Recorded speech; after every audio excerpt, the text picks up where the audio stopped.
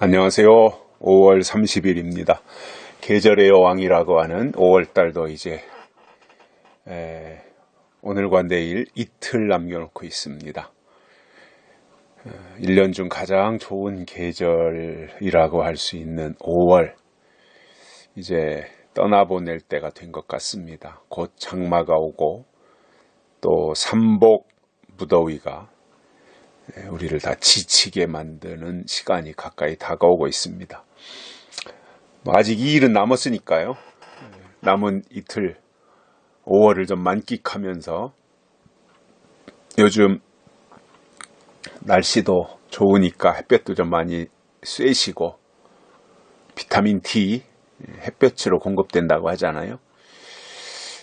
그래서 건강을 좀 잘 유지하시고, 생명은 하나님께 달려있지만 건강 관리는 우리가 해야 됩니다. 우리가 하나님의 영이 우리 몸 안에 거하시잖아요. 그래서 하나님의 영이 거하시면 거기가 성전이라 그랬습니다.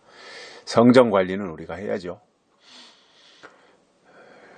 그러한 관점에서 우리가 신앙의 길로 잘 접근해 가고 하나님의 뜻을 헤아릴 수 있는 우리의 그 믿음의 그 전진이 되기를 바랍니다. 오늘은 베드로전서 5장 8절과 9절 두 절의 말씀 보십니다. 근신하라 깨어라 너희 대적 마귀가 우는 사자같이 두루다니며 삼킬 자를 찾나니 너희는 믿음을 굳게 하여 저를 대적하라. 이는 세상에 있는 너희 형제들도 동일한 고난을 당하는 줄을 알미니라. 아멘. 베드로 사도의 고백입니다. 저는 그 신약 성경을 기록한 여러 그 예수님의 그 사도들 가운데 대표적인 인물을 두 사람 꼽으라고 한다면 베드로와 바울일 것입니다. 베드로와 바울. 물론 바울은 예수님의 생전의 제자는 아니었죠. 예수님이 돌아가신 이후에 부르심을 받고 이방을 위하여 사역을 감당한 사람입니다. 한 사람을 더 꼽는다면 빼놓을 수 없는 사도 요한이 되겠죠. 이러한 분들이 성경에서도 어떤 핵심 역할을 하는 분들이다, 이렇게 볼 때에 저는 지금 이 시대도 하나님의 역사의 수레바퀴가 굴러가는 데 있어서 핵심 역할을 하는 분들이 있다고 봅니다. 베드로의 역할, 바울의 역할, 또는 사도 요한의 역할, 이러한 분들이 있어서 핵심 역할을 하는 분들이 있기 때문에 그 일이 진행이 되는 것이다, 이렇게 보고 있습니다. 그래서 저는 예언의 말씀, 약속의 말씀을 미리 받았고 지금도 받고 있는 분들 가운데서 하나님의 역사의 수레바퀴를 돌리는 구심점이 나왔으면 좋겠고, 핵심 축이 그러한 분들 가운데서 나타났으면 좋겠다 하는 이러한 기대를 가지고 있습니다. 그러한 역할은 다른 사람들한테 뺏기고 싶지 않은 거죠. 애써서 지금까지 말씀과 믿음을 지켜온 분들이 마지막 하나님의 역사에 구심점이 됐으면 좋겠다. 이제 그러한 나름대로의 기대와 욕심도 가져봅니다. 물론 하나님이 하실 일이니까 결과는 하나님께 맡기지만, 그러나 그런 기대와 또 생각은 가지게 된다라는 거죠. 자, 그 베드로가 오늘 이제 베드로 전서 첫 번째 편지에서 그런 말씀을 합니다. 근신하라 깨어라. 근신이라고 하는 것은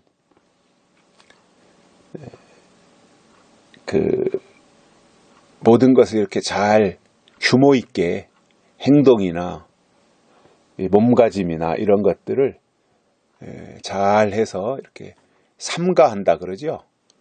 이렇게 저렇게 나서지도 않고 결국 이제 자기를 잘 살피는, 결국 지혜로운 그러한 모습이라고 보여집니다. 그러니까 근신하라는 거예요. 잘 삼가서 자기를 잘 살피고 근신하라. 근데 근신만 해서 되는 것이 아니라 그러면서 깨어라 이렇게 말씀하고 있어요. 깨어 있다라고 하는 것은 낮에 속해 있는 거죠. 낮에 속한 것. 낮에 속했다는 것은 영적인 것에 소속을 두고 있는 모습을 이렇게 설명합니다. 그러니까 몸가짐이나 이런 것들을 잘 삼가서 자기를 살피며 근신하고 그리고 영적으로 시대적으로 깨어있는, 그래서 낮에 속한 자로서 그 어떤 규모 있는 생활을 갖추어야 그 접근해오는 마귀를 물리칠 수 있다는 거예요. 그럼 마귀의 역사가 어떻게 나타나느냐? 우는 사자같이 두루다니며 삼킬 자를 찾는다 이겁니다. 이게 마귀의 역사예요. 그 남을 등쳐먹고 사는 사람들 있잖아요. 사기꾼들. 이런 사람들을 보면 두루다니며 누구를 만나서 누구에게 사기쳐서 돈을 뺏어갈까, 돈을 뜯어갈까, 재산을 갈취해갈까, 이러한 궁리만 하잖아요. 아니, 정상적으로 멀쩡한 육체를 가지고 나가서 어디 가서 일해서 수입을 얻어가지고 그것으로 살 생각을 해야 이게 정상적이고 건전한 사람들인데, 그 사람들은 정상적으로 어디 가서 일하는 것에 대해서는 관심도 없어요. 그리고는 오늘은 누구를 꼬드기고 누구를 속이고 누구 것을 갈취하고 이런 것만 하는 거예요. 어디 가서 사기칠까, 누구를 등쳐먹을까. 정상이 아닌 거죠. 마귀 역사가 그렇다는 거예요. 어떻게 하든지 우는 사자처럼, 여기서 이 우는 사자라는 것은 배고파서 우는 거잖아요. 굶주린 사자처럼 삼킬 자를 찾아다닌다는 거예요. 그러니까 굶주린 사자가 뭐 남기는 게 있겠어요? 먹을 것이 나타나면 다 그냥 뜯어먹고 한 입에 삼켜버리지 않겠습니까? 남는 게 없는 거죠. 그게 마귀의 역사라는 거예요. 그러니까 점점 마지막 때가 들수록 마귀의 역사가 더 강해지는 거잖아요. 강렬해지는 거잖아요. 마귀도 영물이니까 또 거기에 지혜까지 다 동원돼 가지고 말이죠. 마귀의 지혜죠. 사단의 지혜. 그리고 또 위협적이고 무시무시하고 살벌하고 이렇게 접근하기 때문에 근신하고 깨어있지 않으면 마귀를 분별하지 못하고 물리치지도 못하게 된다는 겁니다. 그럼 마귀를 물리치지 못하면 마귀한테 패전병이 되는 거잖아요. 하나님은 우리가 하나님의 사람으로 용기를 가지고 이기기를 원하시는 거예요. 악한 영들과 싸워서 이기기를 원하시는 거잖아요. 그런데 이기려면 내가 상대보다 더 강해야 되잖아요. 지혜가 뛰어나든가, 제갈공명처럼 아주 지혜가 탁월하든가, 아니면 장비처럼 힘이 장사든가, 아니면 유비처럼 아주 덕이 있든가. 근데 이도저도 아니고 약해 빠져가지고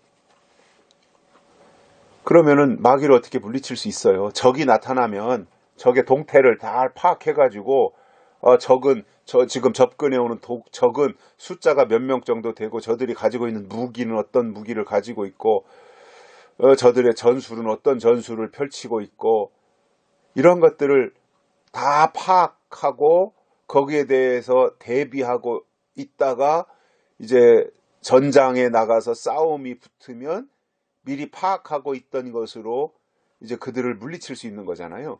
아무것도 정보가 없이 적들이 쳐들어오면 여기서 방어한다고 할 때 이길 수가 있겠어요? 몇 명이 쳐들어오는지도 모르고 칼을 들었는지 활을 들었는지 창을 들었는지 아무것도 모르는 거예요. 그럼 어떻게 이길 수 있어요? 못 이기잖아요. 적이 나타났다. 가만히 보니까 적은 숫자적으로는 한 3,000명 정도 되겠다. 그러면 우리도 적어도 3,000명 이상을 동원해야 되는구나. 적을 보니까 활은 안 가지고 있다. 칼과 창만 가지고 온다. 그러면 우리는 활을 준비해서 활로서 저들을 물리쳐야 되겠다. 이러한 작전이 나오는 거잖아요. 그래서 하나님이신 마지막 때 신앙은요, 하나님이신 지혜를 동원해서 마귀의 역사가 어떻게 접근하고 있고 어떻게 분장해서 어떻게 미혹하고 어떻게 역사하는지 그거를 다 파악하고 있어야 됩니다. 그래야 이길 수 있어요. 그러니까 마지막 때 신앙은요, 은혜 시대 때처럼 앞뒤도 없이 그냥 믿습니다. 이런다고 되는 게 아니에요. 은혜 시대는 그게 통했어요. 근데 마지막 때는요, 사단도 지혜가 있거든요. 고도의 전략을 가지고 온단 말이에요.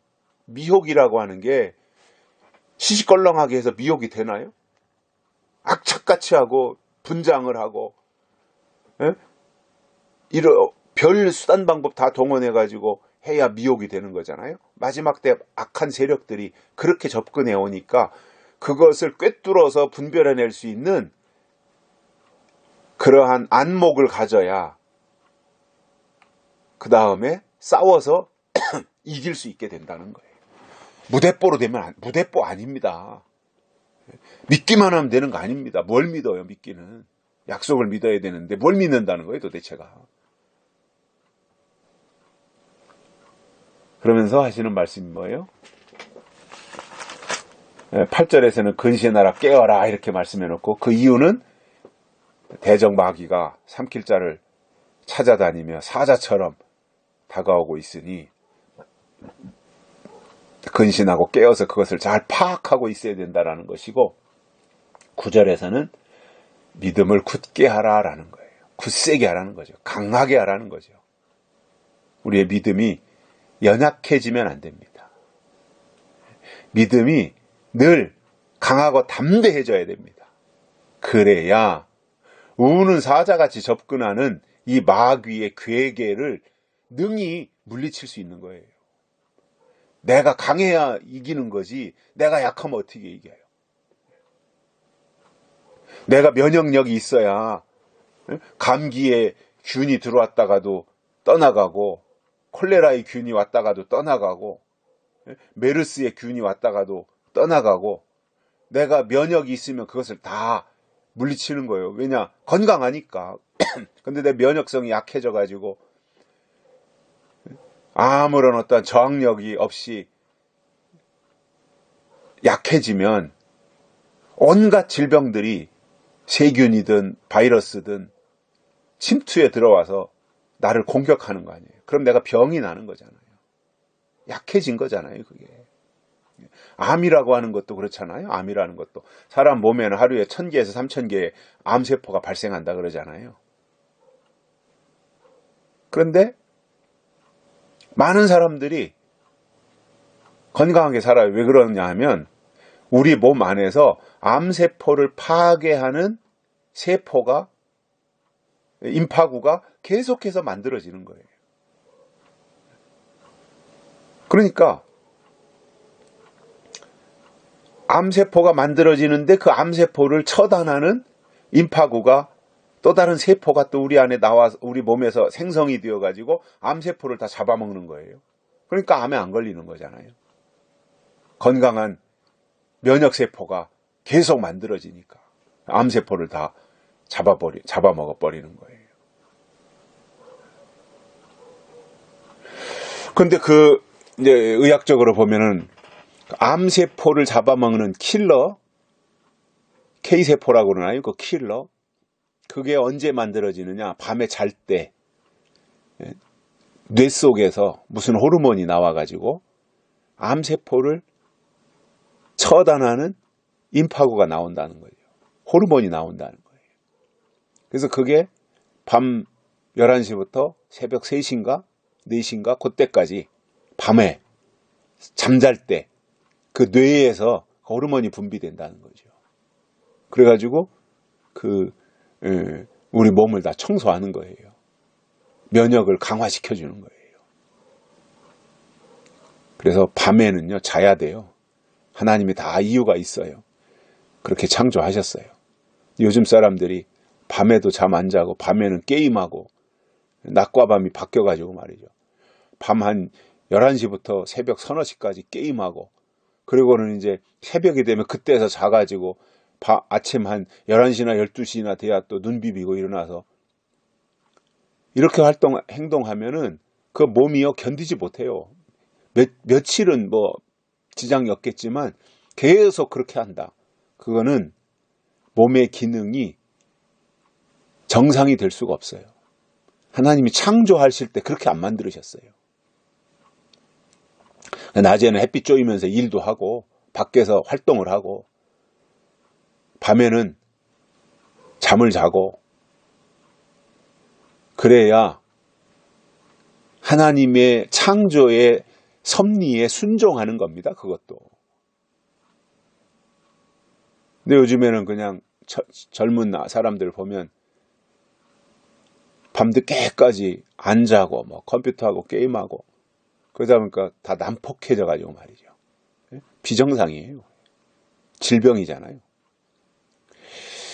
이렇게 되는 그 현상들 그러면은 몸의 기능이 망가지는 거거든요. 우리가 믿음을 굳게 해야 됩니다. 그래야 마귀를 물리칠 수 있어요. 그 믿음을 굳게 한다. 그 믿음, 우리 하나님이 우리에게 이제 믿음이라고 하는 걸 주시는데 그 믿음은 약속이 믿음이잖아요. 약속이 있어야 믿음이 있는 거니까. 그래서 우리의 믿음이 뭐냐? 우리 몸으로 말하면 그게 면역이에요, 면역. 그것을 강화시켜야 되고 믿음을 키워야 되고 믿음의 고도를 높여야 된다는 거죠. 그래서 그것으로 대적하라는 거예요, 마귀를. 대적하라. 물리치라는 거죠. 내가 강해야 물리치죠. 자동으로 물리쳐지는 거예요, 강하면. 하나님이 우리에게 근신하고 깨어서 믿음을 굳게 하라. 이 요구를 오늘 말씀에서 하시는 것을 보면서 우리가 더욱더 강화할 것을 강화하고